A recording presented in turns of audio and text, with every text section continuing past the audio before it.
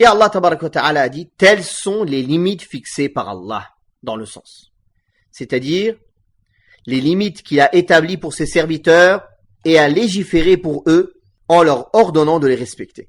Quiconque les enfreint, en les outrepassant ou en les négligeant, se fait du tort à lui-même. C'est-à-dire, il se sera privé de sa part du respect des normes et des limites fixées par Allah, qui constituent son salut dans ce bas monde et dans l'au-delà. Puis Allah tabaraka wa ta'ala dit dans le sens, qu'en sais-tu?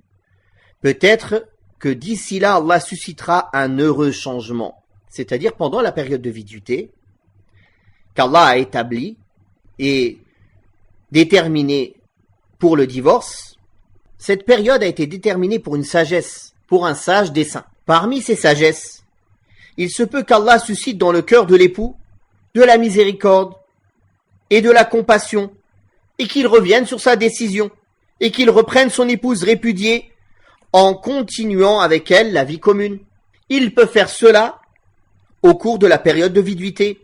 En outre, il se peut qu'il la répudie à cause d'une chose provenant d'elle, puis que cette chose disparaisse au cours de la période de viduité, ce qui amènera sa reprise par son époux en raison de la disparition de la cause du divorce.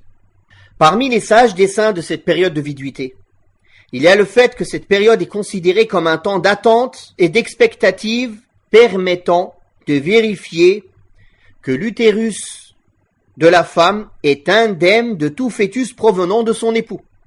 Puis, au terme de ces délais, c'est-à-dire quand le terme de cette période est proche, et non pas une fois qu'elle est passée, car si la femme divorcée sort de la période de viduité, l'époux n'aura plus le choix entre la reprise et la séparation. C'est-à-dire quand il s'approche de la période de la fin. Allah Ta'ala a dit dans le sens, reprenez-les de façon convenable, c'est-à-dire si vous voulez revenir sur votre décision en les reprenant la vie conjugale, faite d'entente et d'harmonie, et non de volonté de leur porter préjudice, de leur faire du mal, ou de les soumettre par la force, car les reprendre de cette façon n'est pas une chose permise. Donc, ou bien reprenez-les de façon convenable, ou bien séparez-vous d'elles décemment, de façon convenable. C'est-à-dire une séparation dénuée de toute chose interdite, sans insulte, sans dispute, sans mensonge, sans fausses accusations, sans contrainte, ni accaparement de quoi que ce soit de ses biens, que ce soit dans un sens ou dans l'autre. N'oubliez pas le bien que vous avez eu entre vous, subhanallah, il n'y a pas eu que du mal. Si vous vous êtes mariés, vous avez passé ce temps ensemble, c'est qu'il y a eu du bien. Même si aujourd'hui vous vous disputez, vous vous souvenez que du mal. Et Allah Ta'ala dit dans le sens, et à cet effet, assurez-vous le témoignage de deux de vos concitoyens connus pour leur honorabilité. C'est-à-dire au moment du divorce ou au moment de la reprise, il est légiféré et recommandé, certains voient que c'est obligatoire, mais la majorité des savants voient que c'est fortement recommandé, de faire témoigner deux musulmans honnêtes, intègres de cela. C'est-à-dire quand l'homme divorce, ou bien il fait venir deux musulmans honnêtes dire « j'ai divorcé ma femme en telle date, tel jour », ou il les prévient. C'est-à-dire il l'a divorcé, il appelle sa famille à la femme. S'il appelle aussi la famille de sa femme ou sa famille à lui, il les prévient, ça rentre dans le témoignage. Aujourd'hui, en telle date, telle heure, j'ai divorcé mon épouse. Donc il fait témoigner sur le moment du divorce. La date, l'heure, le moment, dans une période où elle est pure, où elle n'a pas ses menstrues, où je n'ai pas eu de rapport avec elle. Aussi, s'il décide de la reprendre, il fait témoigner. C'est-à-dire il change d'avis pendant la période de viduité, il appelle sa famille à elle, sa famille à lui. Écoutez, j'ai réfléchi, je change d'avis, je reviens sur ma décision, j'ai repris mon épouse. Je reprends la vie conjugale avec elle.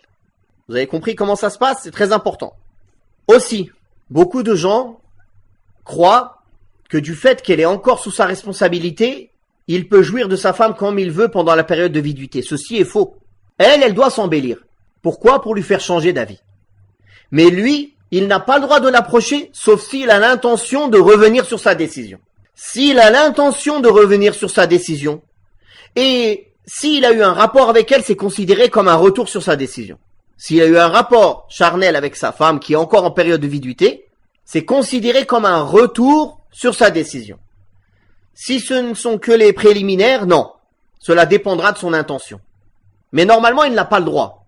C'est-à-dire, il ne doit pas s'approcher d'elle si ce n'est avec l'intention de revenir sur sa décision. Mais elle, de son côté, il est légiféré qu'elle s'embellisse, qu'elle soit apprêtée pour que lui, ça lui fasse changer d'avis. Qu'il se dise en fin de compte, mon épouse, elle est gentille, il se rappelle qu'elle lui plaît.